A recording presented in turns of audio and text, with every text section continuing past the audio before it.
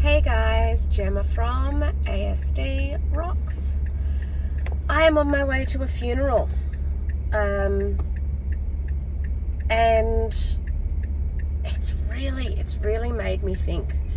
It's funny, why would a funeral make you, I mean obviously it makes you think, but why would it make you think about autism?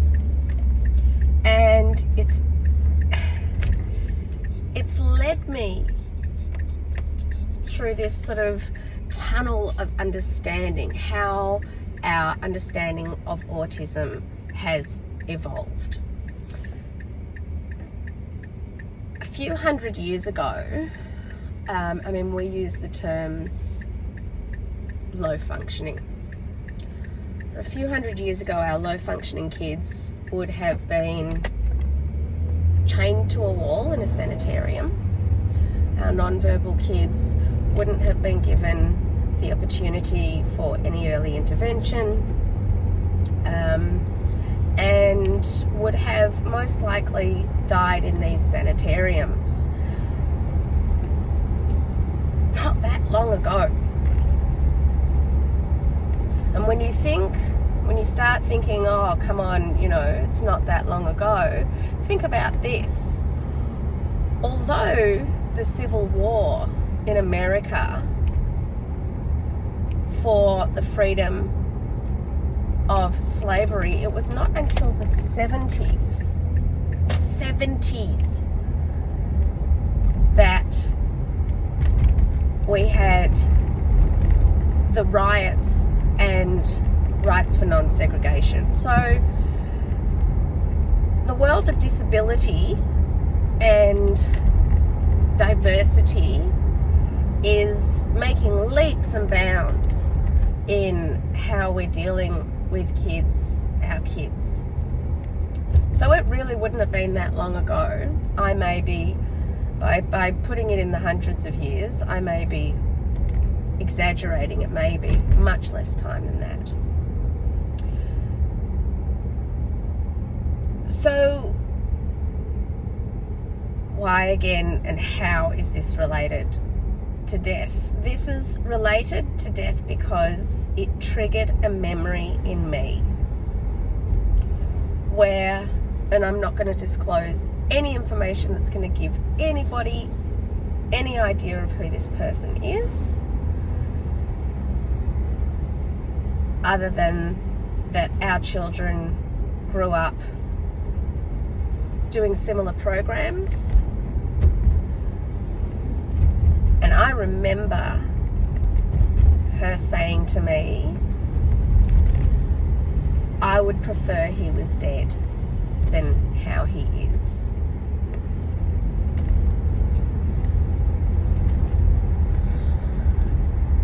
I used to watch every day when I dropped off Beau to Southern Autistic School from his early education program, when he was just 2, just under 3. I used to watch the other kids come in because you always they're all at different levels and you never know who's going to get, who's going to progress and how, everything's a bit of a shock. The ones that are significantly worse than yours frighten you because you think that your kid could develop into that at such a young age.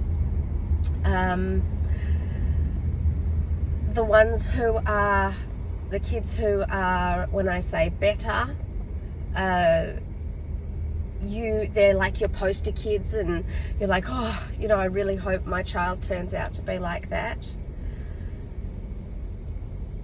But what I mostly remember are the parents and the effort that went into these kids. And I remember watching with my own eyes the significant changes. I mean, don't get me wrong, we were all there in our pajamas. I'm not judging anyone. We were all there in our pajamas. We all had our eyes falling out of our heads. We were all going through the same horror. But some parents really saw this 3-day-a-week early education program as respite, and you know, they barely pulled to a stop and just kicked their kids out and was like, thank God, me time or quiet time or just 5 minutes of, you know, safety. I understand. God, I get it so much. But I didn't do that. I had a communication book. I stopped. I you know, waited at the gate for a glimpse, because all of these facilities are locked and closed because all these kids are flight risks. So you don't, it's not like you can just talk to the teachers, you know, after school. They never come out after school. You know, it's all, each class, each child, everything is brought out at a specific time with a routine and all these sorts of things. And if I didn't get to see them, there was a handover of the communication book. What are we working on this week? How can I do what you're doing at school? What are you seeing? What am I seeing at home? How can we work on this behavior together with this child, right? It wasn't, you know, rest time for me and then, you know, deal with the kid. It was about collaboration. And I got a phone call a little while ago from a client, and I don't know how we got talking about autism. I really have no idea. But she mentioned that her child was, you know, 40 odd, maybe even 50 years old now, and he was autistic. And of course, like I say, God, we didn't really know anything about autism 17 years ago, other than Rain Man, and 40 years ago they hadn't made it at all. So, you know, the knowledge, the understanding just wasn't there. And, you know, I mentioned that I had a child with autism, and I sort of talked her through the fact that I was really struggling at that moment because he was just dealing with camp, one of his first camps, and that I was going to go down and stay in the facility next to the camp.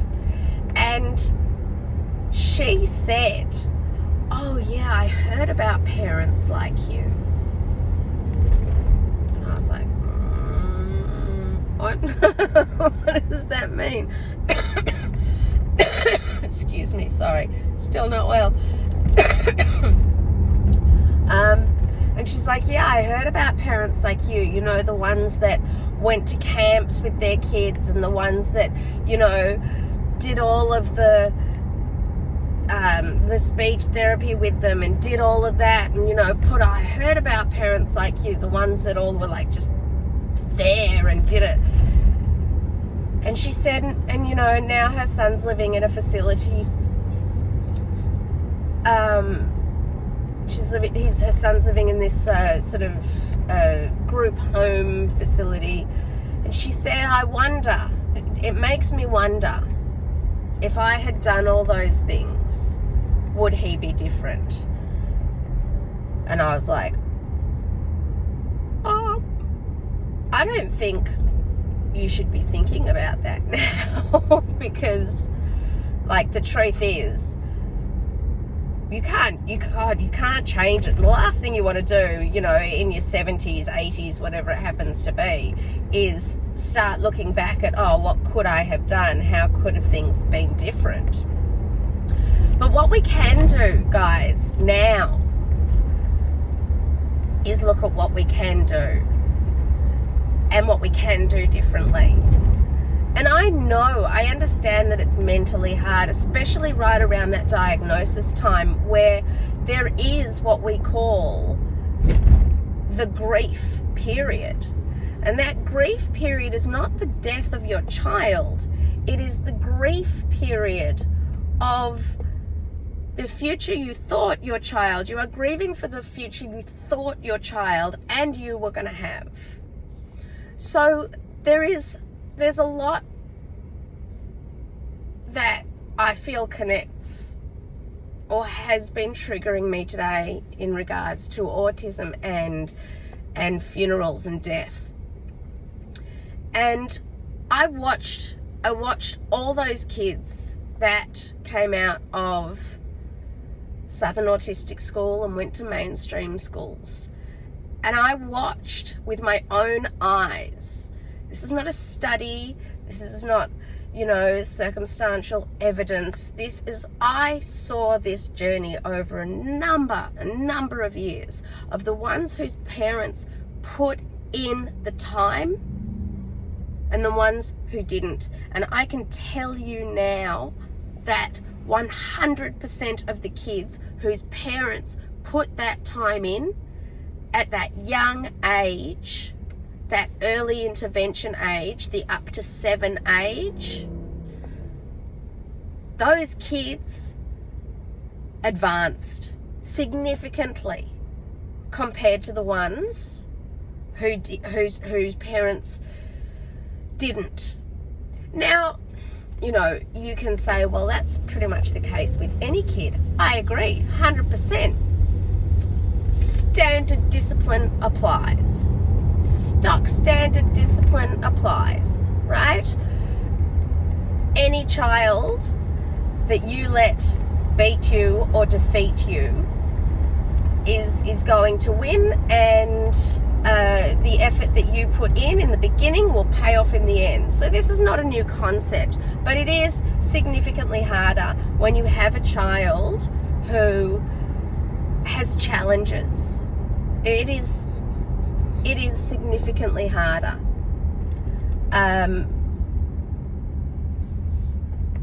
But the one thing I really want to say, and I'm going to end it with this, is if you do get that diagnosis, you're allowed to feel that grief. You are allowed to feel that grief, because you are allowed to grieve for the future of that you thought you were going to have. It's going to change. It doesn't mean that your child isn't going to have a future. It doesn't mean that you're not going to have a future. It means it's just going to be a different future. And whatever you do, throw yourself into it. Don't drop them off at speech for an hour a week and occupational therapy for an hour a week. Go in, learn what they're doing in there and apply it at home. Speak to the teachers. I'm always saying this triangle where, the base is the child, but the two people that are holding it up on either side is the teachers, be it at special school, be it occupational therapists, be it at mainstream school, and you. And it is the communication between all three of you that is going to create the best outcome. Go in to the occupational therapy sessions. Find out what they are doing in those sessions and apply it at home. Invest in your child and their future, and I guarantee you, your child's future and yours will be all the better for it.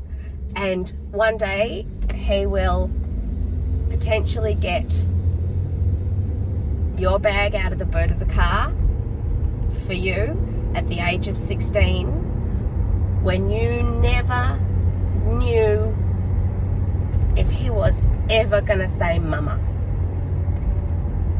So don't let your kids die in your heart when you get that diagnosis. They are just little pots of possibility. Anyway, that's me. ASD rocks, guys. See you after the funeral.